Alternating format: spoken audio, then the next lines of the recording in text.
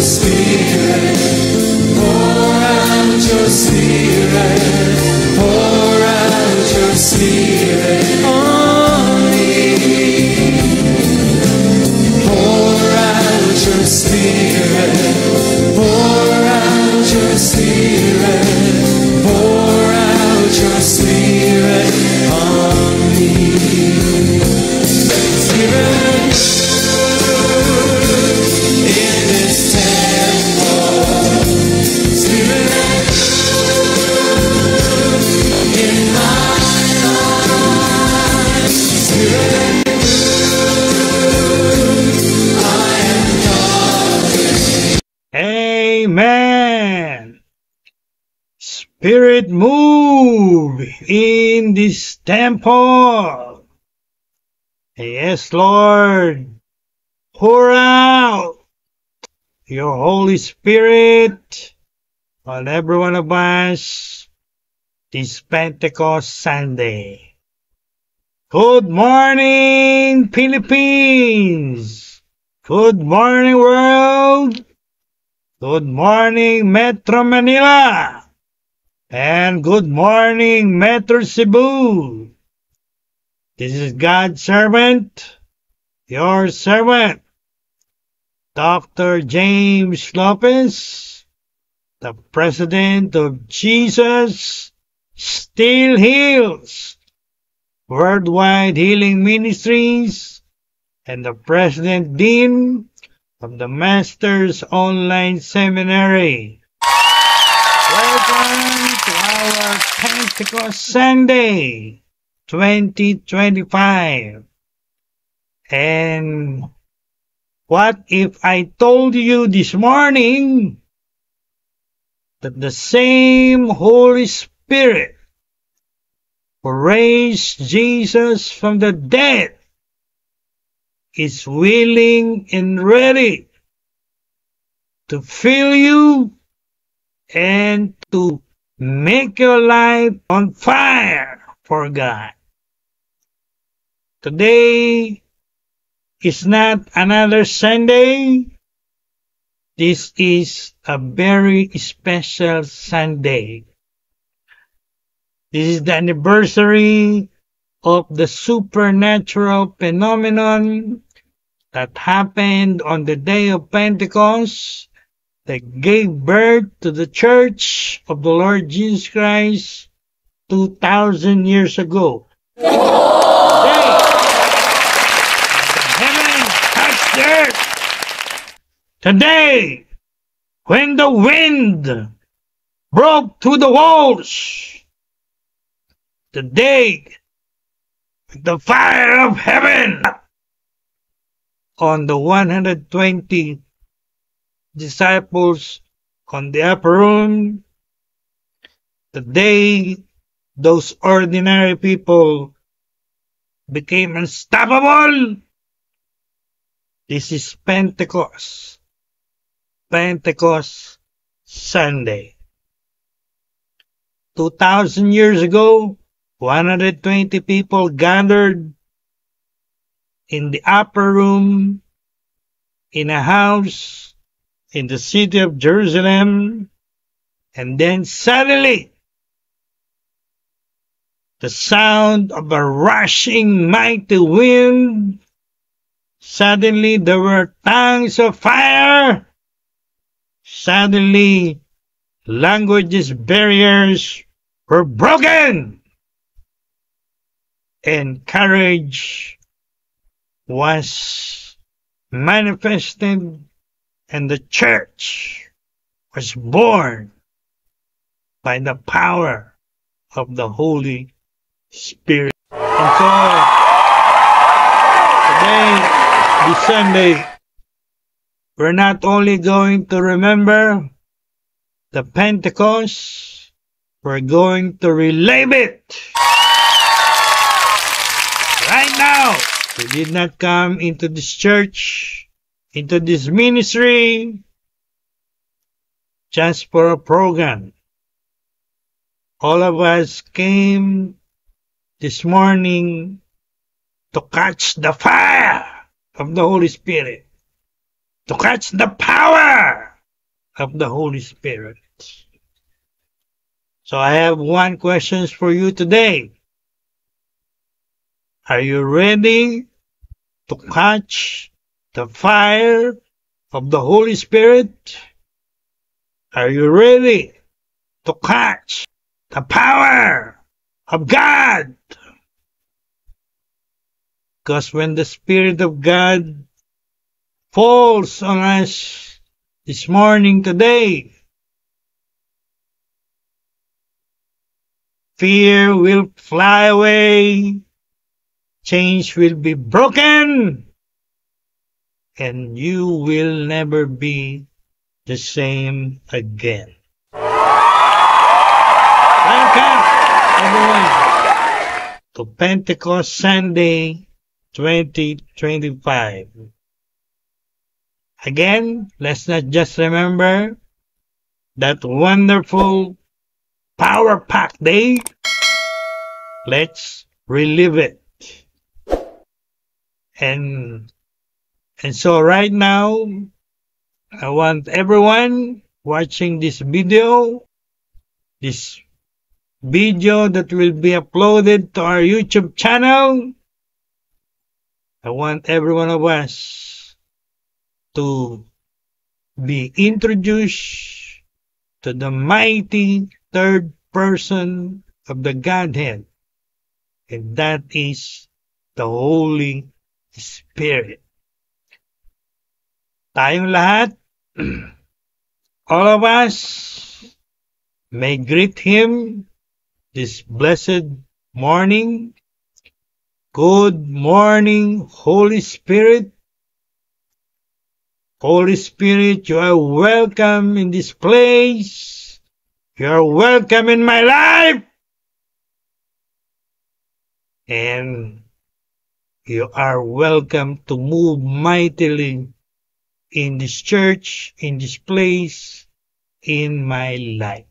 Yes, that's what we're going to do this morning. We're going to welcome and allow the Holy Spirit to fill all of us and enable all of us to speak in tongues, like what happened in Acts chapter 2, verse 4. So, to begin our Pentecost Sunday, this year 2025, let me read our text for this blessed Sunday morning. Acts chapter 2, verse 1 to 4.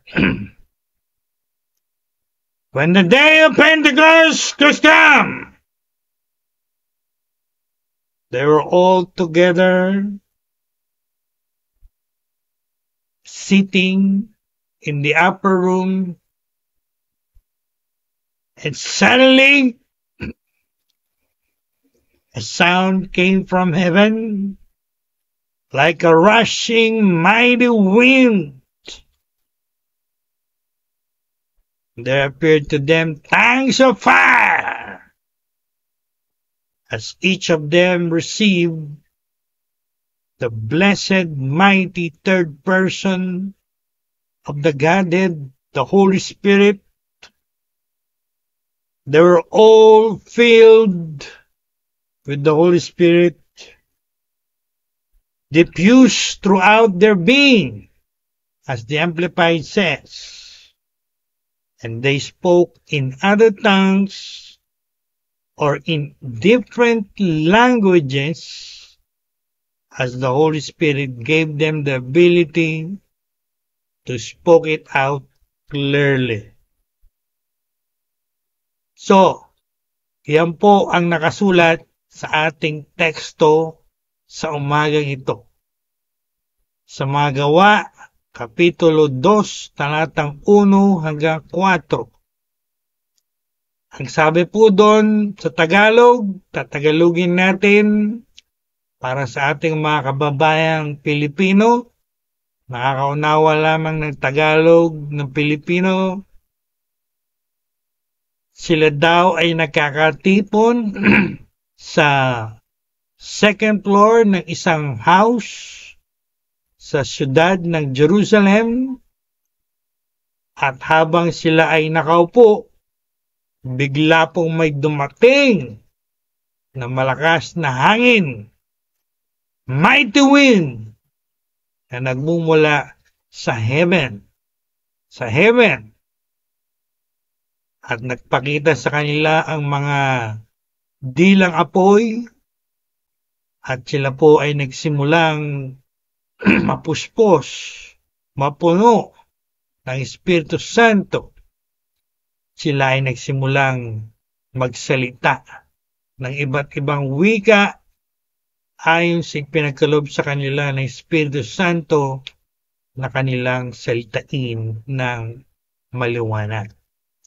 So yan po ang text o teksto na tumutukoy sa Pentecost, Feast of Pentecost, sa ating mga Jewish friends, Pentecost Sunday, sa ating mga Christians. So yan po ang ating pag-aaralan, yan ang ating tatalakayin, yan ang ating pagbubulay-bulayan, yan ang ating aalalahanin, at yan ang ating ipamumuhay simula sa umagang ito. At pinamagatan ko po ang ating message this morning. What happened on the day of Pentecost and why it is important? Or my other title, The Purpose of Pentecost. Bakit nagkaroon ng araw ng Pentecostes? O bakit ibinuhos ng Diyos ang kanyang Espiritu Santo sa 120 disciples sa city of Jerusalem 2,000 years ago? Ano po ang dapat matutuhan ng church at ng lahat ng Kristiyano mula sa makapangyarihang pangyayari ito na nagpasimula o nagbigay buhay o nag-give birth sa church ng ating Panginoong Jesucristo 2,000 years ago? Tama po yun. Ang church po, the New Testament Church of the Lord Jesus Christ, was born 2,000 years ago on the day of Pentecost. Nung araw na binuhos ng Diyos ang kanyang Espiritu Santo sa 120 disciples, including the 12 apostles, sa tinatawag na upper room sa isang house sa city of Jerusalem, dyan po sa Middle East. And I want everyone to listen carefully and please understand what are you hearing right now. So una po, anong nangyari bago yung araw ng Pentecostes? What happened before the day of the Pentecost? Yung konteksto nung unforgettable day na ito sa church. So ano nga po ba nangyari? So mabasa natin yan sa chapter 1 ng Book of Acts, kapitulo 1 ng mga gawa. Pag binasa niyo po yan, mabasa niyo sa mga unang verses, una ay inutusan sila o ang huling utos ni Lord Jesus sa kanyang mga alagad bago siya mag-ascend o umakyat sa langit. Ang huli niya pong utos, the last command was to wait for the promise of the Father. What was the promise of the Father, you might ask? The promise of the Father we're talking about here refers to the promise of the Holy Spirit, the promise of the coming of the Holy Spirit, ang mahigpit na utos sa kanila ni Lord. Maghintay sila sa City of Jerusalem at hintayin nila yung pagbaba o pagdating ng Holy Spirit sa kanilang mga buhay. Sapagkat ang Holy Spirit po ang mag-equip sa kanila para magawa nila yung tinatawag na Great Commission to reach the world during the first century for the Lord Jesus Christ. So yun po yung event before the Pentecost. They were commanded, wait for the Holy Spirit, wait for the coming of the Holy Spirit.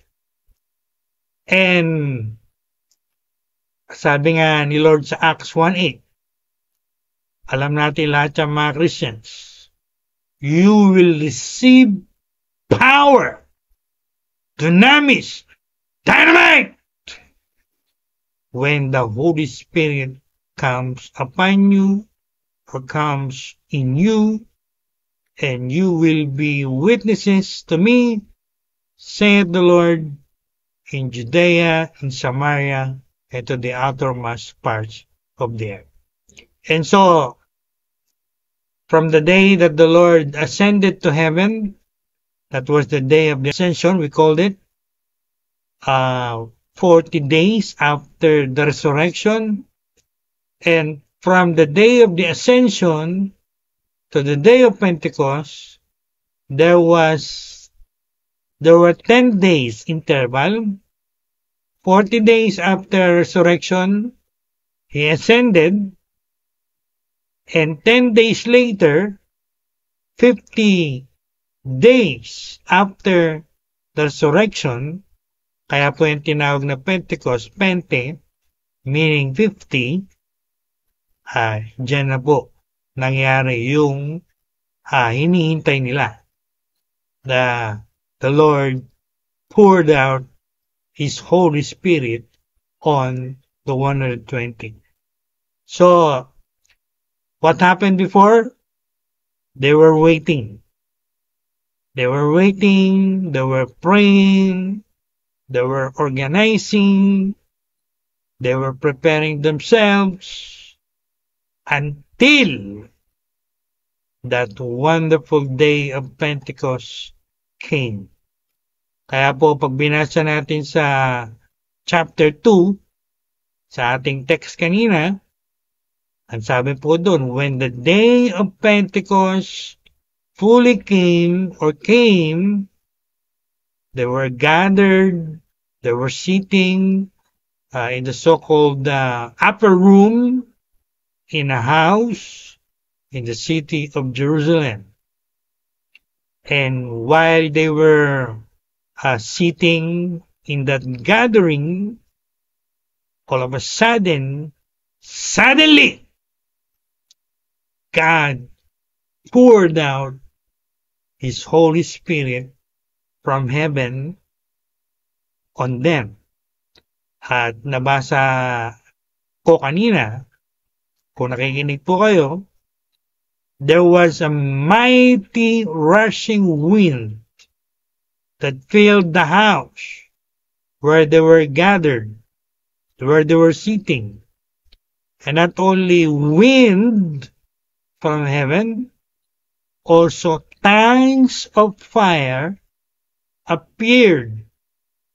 And these tongues of fire became little tongues of fire above the head of each one of them, and they were filled with the Holy Spirit, and they spoke in other languages as the Holy Spirit gave them the ability to speak those different languages in a clear manner. Clear po yun. Hindi po yun kawalachi. Tinuro sa ating nakarang video natin last week when I taught or discussed about speaking in tongues. When you talk about speaking in tongues, the first initial evidence of being filled with the Holy Spirit, yan po ay clear language. Hindi po yan kawalachi. Hindi po yan mag-blinks. The person will really speak in a different language, in a clear language, not mumblings. If you want to understand more, you can watch my video about speaking in tongues just uploaded sa ating YouTube channel. And if you are new to our YouTube channel, I want you now to click the red subscribe button and click the notification bell as well. So every time we upload video this June, July, August, you will be notified right away of our new uploaded video. Alright. So, yan po yung nangyayari before and during the day of Pentecost. Ulitin ko po, before the day of Pentecost, they were waiting for the coming of the Holy Spirit. Malamang sa malamang, they were praying. Gaya ng pinarinig natin kaninang Christian song ni Steve Cuban, no? Might be they were praying, Lord, pour out your Holy Spirit, pour out your Spirit, pour out your Spirit, pour out your Holy Spirit on us. And then, on the day of Pentecost, it actually happened.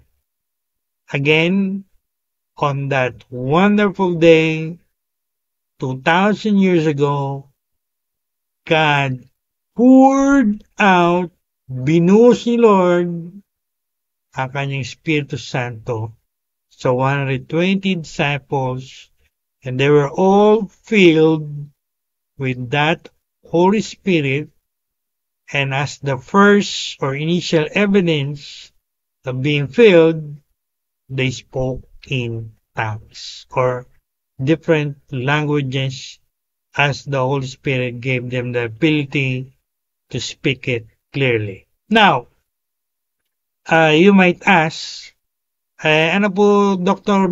Lopez o Bishop yung Pentecost? Ano po ba itong Pentecost na to? I'll give you a little historical background. Ang mga Jewish people po, marami silang feast. Marami silang pista. Actually, meron silang 3 feast o pista na ipinagdiriwang every year, annually, at lahat ng male, lahat ng lalaki, ay required to go to Jerusalem for the observance of those 3 feasts. At isa sa 3 na yan ay yung pong tinatawag na Feast of Pentecost. Sa Jewish community, it is called the Feast of Pentecost. Marami pong tawag dyan. Pag binasa niyo yan sa Old Testament, so doon lang tayo sa word na Pentecost, Feast of Pentecost, para hindi tayo masyado ma-confuse. Pag sinabi pong Pentecost, again, sabi ko kanina, from the Greek word pente, meaning 50 days after the resurrection. And in the Christian world, it is observed or commemorated in what we call in Christianity Pentecost Sunday. At ito po yun, araw na ito. Second, pumatak po ngayong 2025, second Sunday of June. So, what it is, ano tong Pentecost na to? Ito po ay ancient Jewish Harvest Festival. Pag sinabi pong Harvest Festival, ibig sabihin ay pista na pinagdiriwang yung kanilang pag-ani, no? Harvest. Ang istorya po kasi niyan sa Old Testament na binigay yan ni Lord kay Moses at sa mga Jewish people sa Old Testament, originally, pagka nag-harvest na sila ng tinatawag na wheat grain, ano po yung wheat grain? Pag research po niyo yan po yung pinagagalingan natin ng mga bread, ng mga pasta, something like that. Diyan po nagagaling yan sa wheat. So pag nag-harvest sila ng wheat, yung first fruit na kanilang hinarvest, dadali nila yan sa temple, ipepresent nila yan sa priest, and the priest will wave them before God, and after all of those ceremonies, they will thank God for His provision, and there will be a joyful celebration and feasting o kasiyahan, kainan, pagkatapos ng ceremony na yon sa temple. So, that is the short description of the Jewish Feast of Pentecost. Alright? So, yan po yung ginawa nila, inalala nila nung araw ng Pentecostes. No? And karagdagang kaalaman, pagka araw po ng Pentecostes or during Feast of Pentecost, for the information of everyone, thousands and thousands of Jews from all over the world will be gathering in the city of Jerusalem to observe that feast. According to estimate ng ating mga Bible scholars, it's about 100,000 or 120,000 or even a million or more than a million. So, yan po yung kanilang estimate. Meaning, punong-puno yung capital nila, yung city of Jerusalem, na mga Hudyo mula sa iba't ibang bansa around the world, no? So, can you imagine Jews from all over the world, from Europe, from Asia, from America, even as far as Africa, will gather or congregate into the city of Jerusalem, in the country of Israel, in the Middle East, to observe that feast. Napakaraming tao po pagka pinagdiriwang nila yung pista na yan. And not only that, yung binasa natin sa Acts chapter 2, yung Pentecost Day sa Acts, there were many languages represented. Tinakal ko na po yan, diniscuss ko na yan, tinuro ko na yan last week. Ako po ay gumawa ng video about speaking in tongues. We will touch on it again this morning sapagkat ulit-ulitin ko po, hindi po ako magsasawang ituro. The first or initial evidence of being filled with the Holy Spirit is speaking in tongues or speaking in different languages. Yan po ang itinuturo ng Bible. Kahit anong ituro sa inyo ng mga ministro nyo, ng mga pastor nyo, kung hindi yan ang kanilang itinuturo, biblically, mali po sila. Ang unang ebidensya na ang isang Kristiyano ay napuspos ng Espiritu Santo ay magsasalita ng iba't ibang wika. Acts chapter 2. Now, before we go to that again, isa-isahin natin po yung nangyari sa Day of Pentecost. So, para higit natin tong maunawaan at higit natin tong ma-apply sa ating buhay, lalo na sa araw na ito, na ating inaalala at ipinagdiriwang ang araw na ito sa buong Christian world, in the Christian community. No? So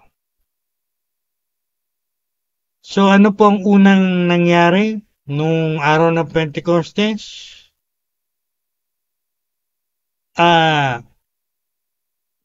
Pansinin po natin yung una nagkaroon ng mighty rushing wind from heaven, and then nagkaroon ng tongues of fire. At yung tongues of fire na yun, pag binasa nyo sa Acts chapter 2, ay distributed to the 120, kaya bawat isa sa kanila merong dilang apoy above their heads. You might ask, what is that tongues of fire? What is that all about? Well, mahaba pong explanation yan. Papekling ko na lang, isushorten ko na lang. Ang ibig sabihin po niyan, ang pinapakita po niyan, yung nakasulat sa 1 Corinthians and 2 Corinthians. And what is that? When the Apostle Paul said to the church in Corinth, you are the temple of God. Tayo daw yung templo ng Diyos. As God said or promised in the Old Testament, the Lord said, I will dwell in them.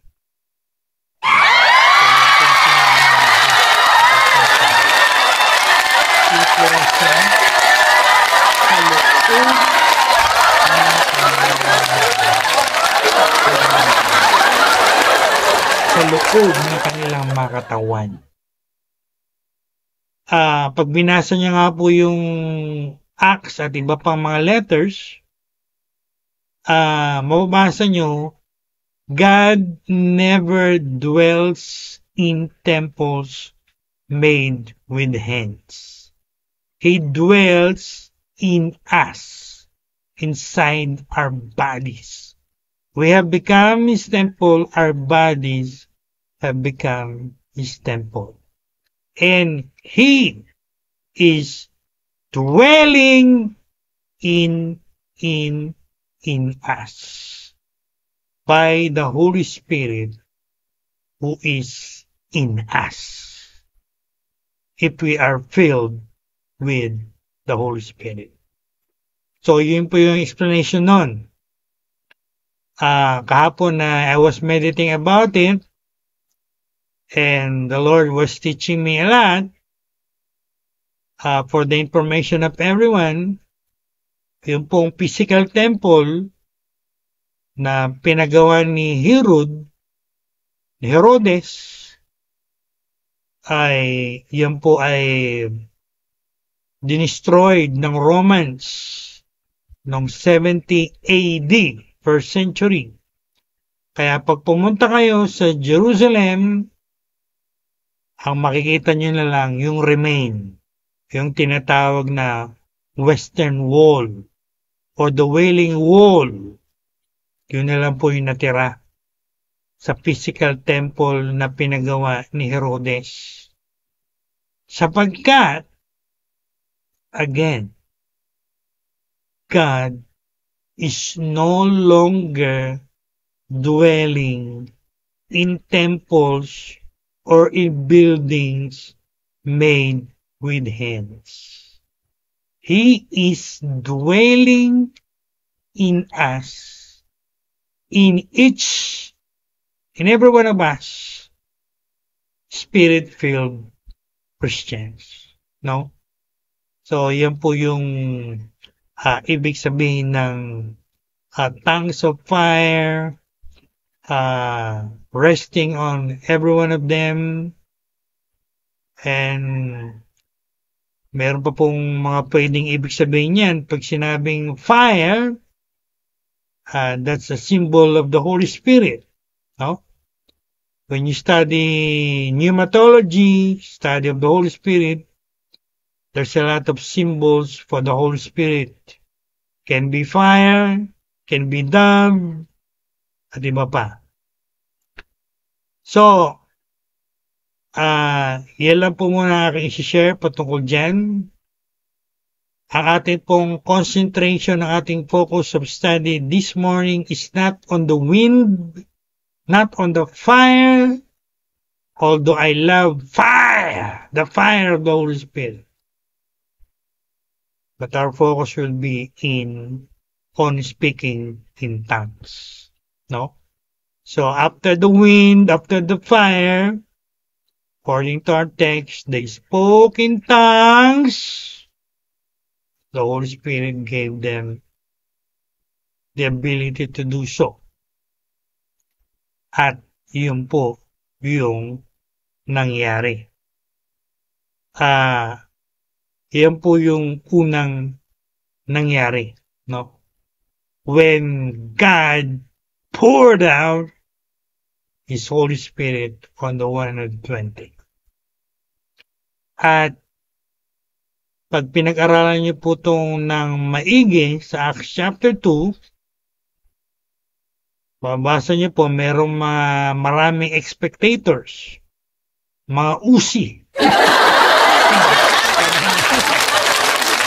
Sabi ko nga, Feast of Pentecost, 100 or 120 or even more, even 1 million Jews were gathered in the city. So, nung nagsalita sila ng iba't ibang wika, marami pong nakarinig sa kanila. These were the spectators, the usisero and the usisera. And they said, "What is this all about?" Nagtaka sila, no? They were amazed. Pag binasa nyo nga yan, meron kayong mababasa dyan na they mock the 120. They made a joke of the 120. They falsely accused them of being drunk. Kasi, nagtaka sila no? Namaha sila. Paano nangyari na yung 120 disciples sa upper room nagsasalita sa iba't ibang wika na kanilang kinagisnan o kanilang sinasalita din. Paano nangyari yun? Yung 120, hindi naman nakarating sa kanilang mga lugar pa, no? Tinalakay ko na po yan again sa aking video last week about speaking in tongues. And so, to make the long story short, after they were filled with the Holy Spirit and spoke in tongues, and Peter had to explain to the crowd, to the spectators, sa mga usisera, Kailangan niya ipaliwanag sa mga taong ito paano nangyari yun. Nagsasalita sila ng mga wika nila. Hindi naman nila alam yun. Hindi naman sila tinuruan nun before. So, what happened? Peter, the Apostle Peter, stood up. O, basa niyo sa Acts chapter 2, pag binasa niyo yung mga sumunod na mga verses. So, he stood up, and papigling ko na lang po ito para hindi mahaba.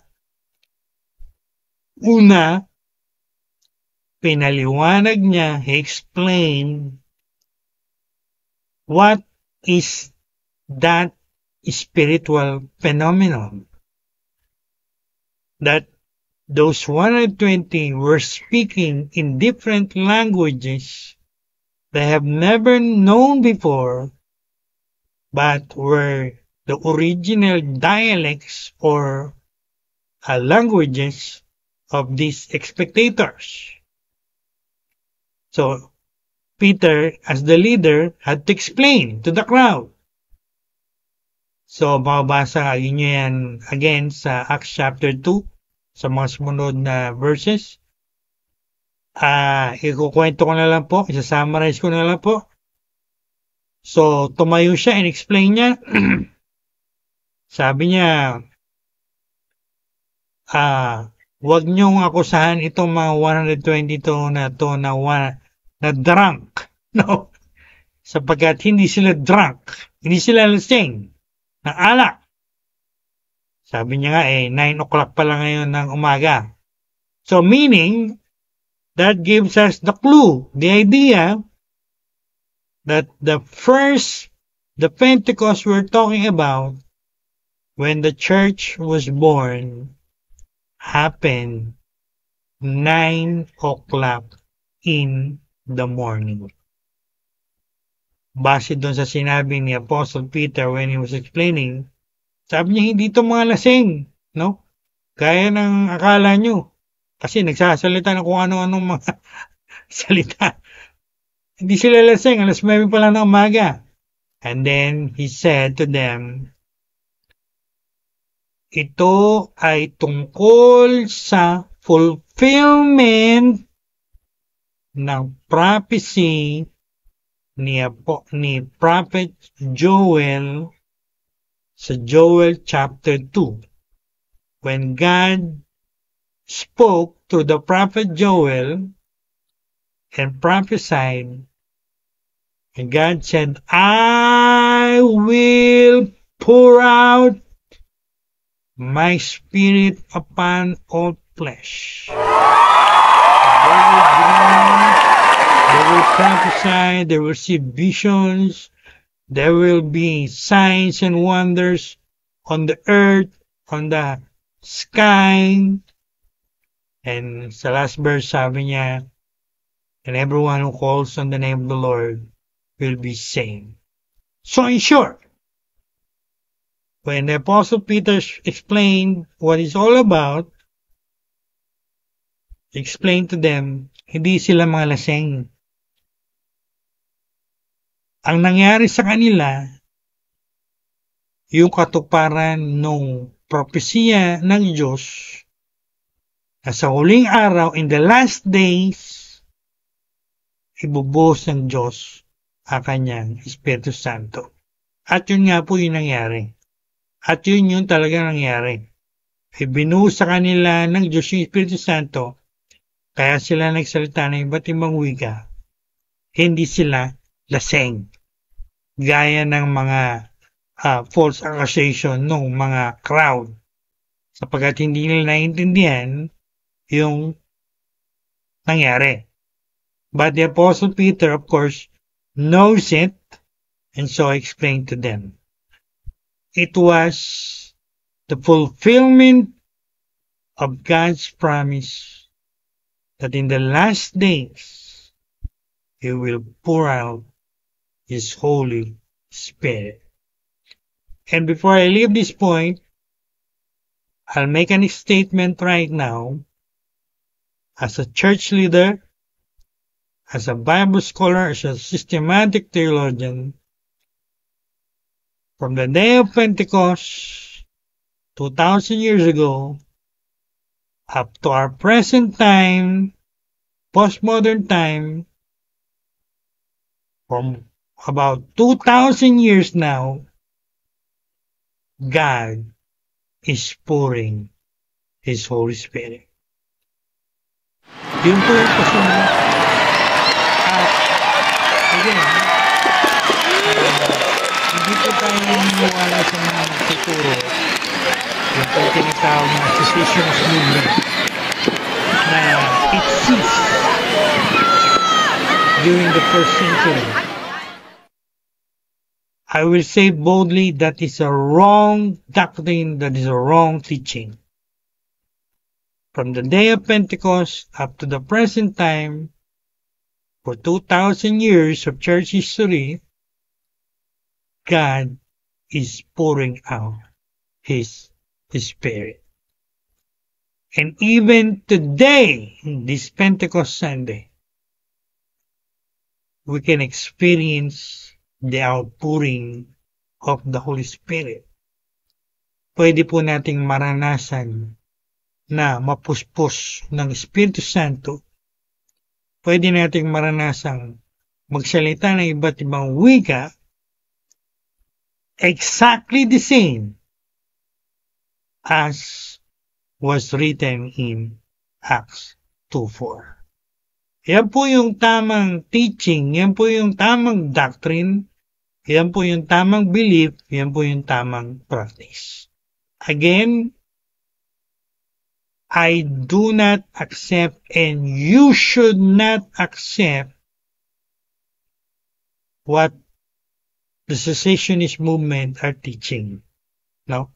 When it comes to speaking in tongues, when it comes to the move or the works of the Holy Spirit. So, that's all I can say right now. And, para hindi po tayo maba, I will shorten this sermon or this message. What was the purpose of Pentecost? Para lang ba sila magsalita ng iba't ibang wika? Para lang ba nila ma-enjoy yung ganyang experience? Nakasulat po sa Acts chapter 1. God wants us to be equipped with His Holy Spirit, with the power of the Holy Spirit, so we can be powerful, anointed witnesses to our Savior Lord Jesus Christ, first in Jerusalem, in Judea and Samaria, and to the outermost parts of the earth. Ang purpose po ng Pentecost ay para ma-equip tayo, masangkapan tayo ng Espiritu Santo at ng kapangyarihan ng Espiritu Santo para pag nag-share tayo ng gospel sa mga lost people, lost souls around us, we will be able to do what we call powerful and effective, productive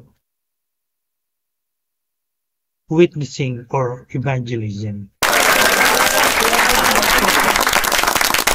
So they will be equipped with power as they go on their worldwide mission to tell people about Jesus Christ. At napakaganda nung tinuro sa akin ni Lord. When I was reviewing this, and I want to proclaim it right now. When we witness to the lost, when we evangelize them, when we tell them about Jesus, we're going to tell them by the power of the Holy Spirit that Jesus Christ was crucified on the cross is the one and only Savior of the world and the King of Kings and the Lord of Lords.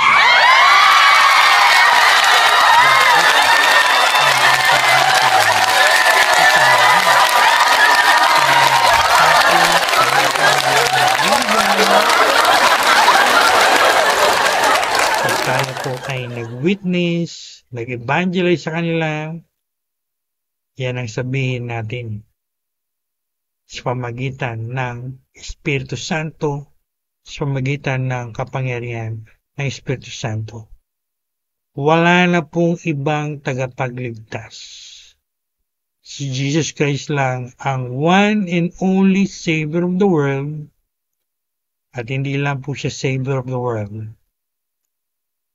He is the Lord of Lords and the King of Kings. That must be what we should be saying to them, to the lost, when we witness for the Lord Jesus Christ. Right? So, that's what happened on the day of Pentecost, and that's how important it is. And before I end this blessed, powerful Sunday, I can sense the fire of the Holy Spirit. I can sense the fire of the Holy Spirit. I can sense the fire of the Holy Spirit.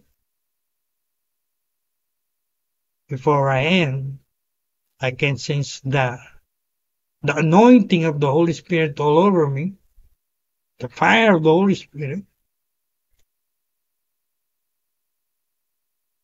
Before I end, let me say this or add this. Kung ito po'y pinag-aaralan ko, nire-review ko, maraming pinakita sa akin sa Lord. Isa po dito, nung yung 120 sa pamumuno sa pangunan ni Apostle Peter ay nagsimulang mag-witness with the power of the Holy Spirit on the day of Pentecost. You know what were the results?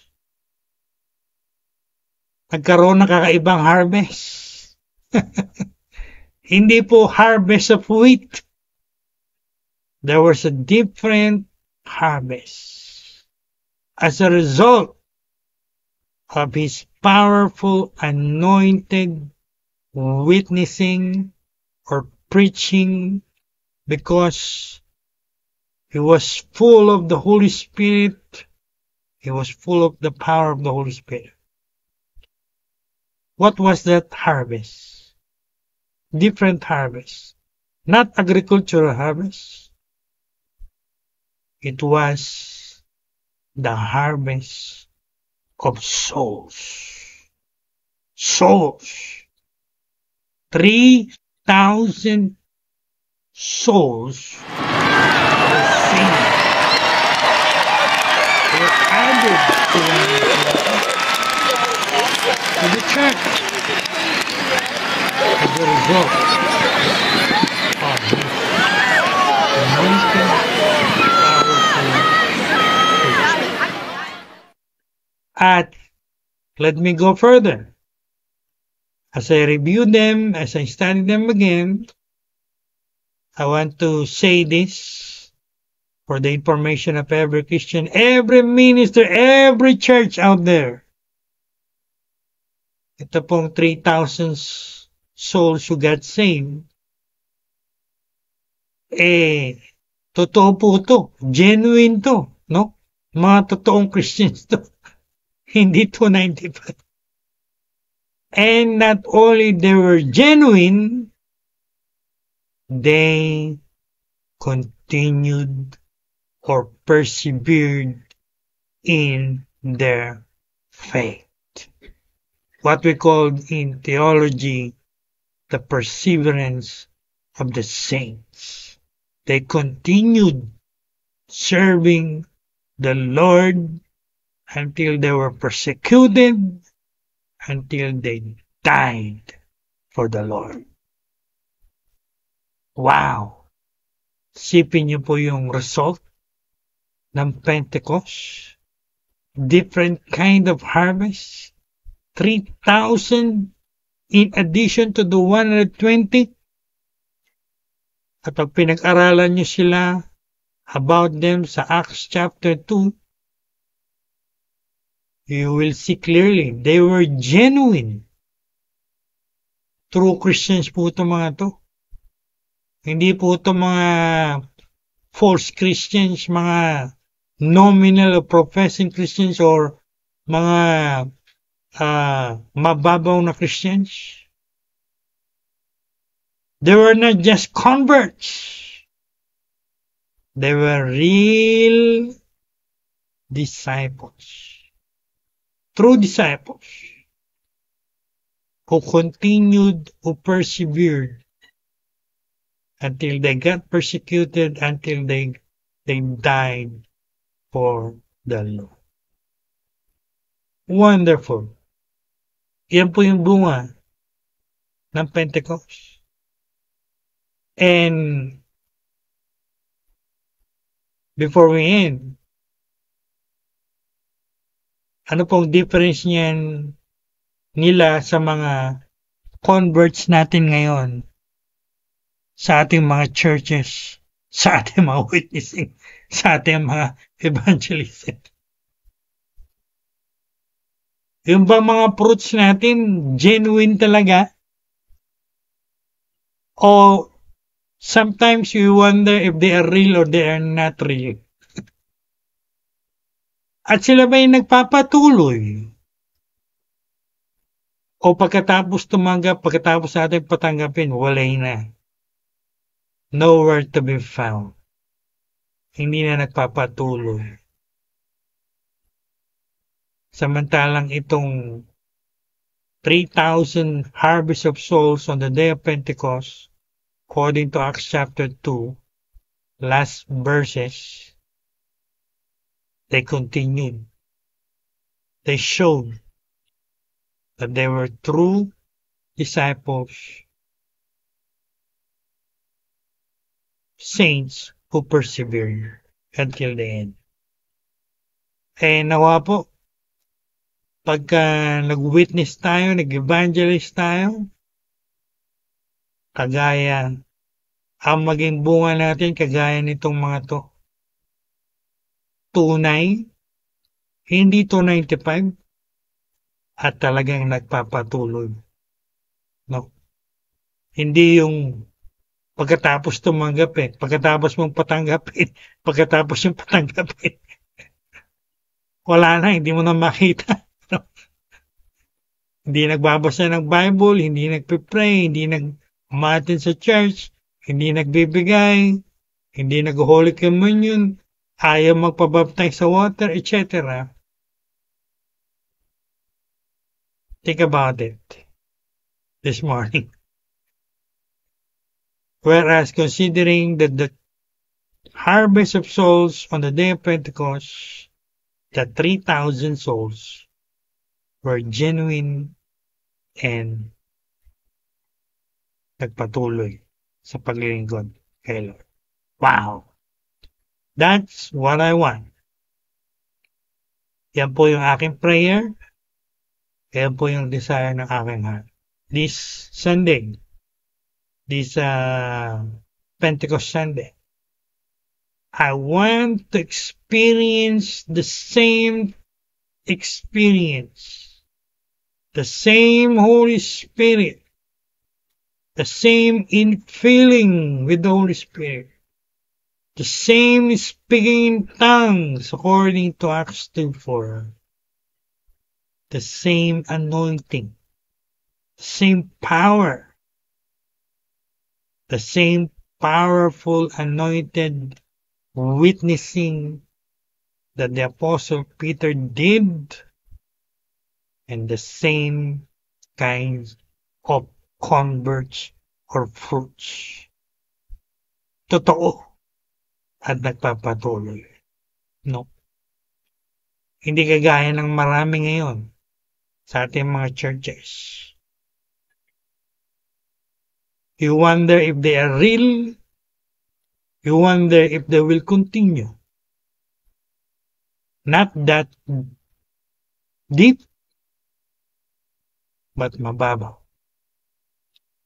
So, ito pong mga bagay nito ang dapat nating alalahanin, dapat nating isip-isipin, pagbulay-bulayan as we remember and celebrate this Pentecost Sunday, that Pentecost written in Acts 2,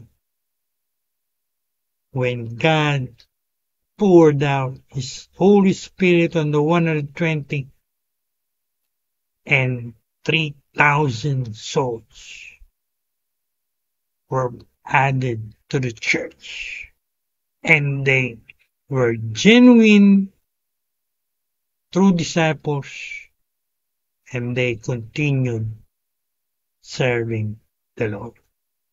Alright? So, napakaganda po ng ating topic sa umagang ito. So, yan po ang ating pagpe-pray at the end of our program this Pentecost Sunday. First, we're gonna pray that the Holy Spirit will be poured upon us, upon me, upon you, kagaya ng Pentecost sa Acts chapter 2. And, in the name of the Lord Jesus Christ, we will be able to speak in tongues, in different languages, clearly, gaya po nangyari sa Acts 2:4. And third, talagang maranasan natin sa umagang ito, sa araw na ito, ma-equip tayo, ma-empower tayo for powerful, effective witnessing or evangelism. At when we do witnessing or evangelism, the coming days, nawa yung mga fruits natin, yung mga bunga natin, kagaya nung 3,000 sa Acts chapter 2. Genuine, true disciples, and will continue, will persevere until the end. Alright? So right now, I want everyone to prepare yourself. Get ready. If you're not ready, you better be ready for the Holy Spirit. When God pours out His Holy Spirit, now you are ready to receive Him. You're ready to experience Him. And you are ready, in particular, to speak in tongues or different languages. Alright? So, we're gonna sing again the song, Pour Out Your Holy Spirit, in preparation for Holy Spirit move in our life. Alright.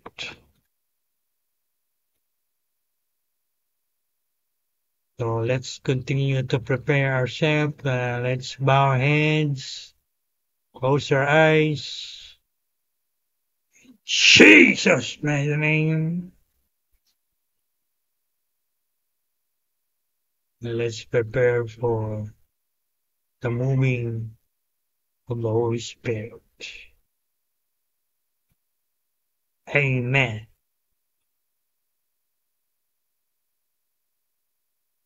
So, ihanda po natin ang ating mga sarili.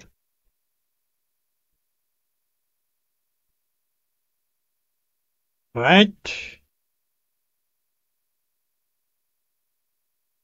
The Holy Spirit will move mightily in our lives right now.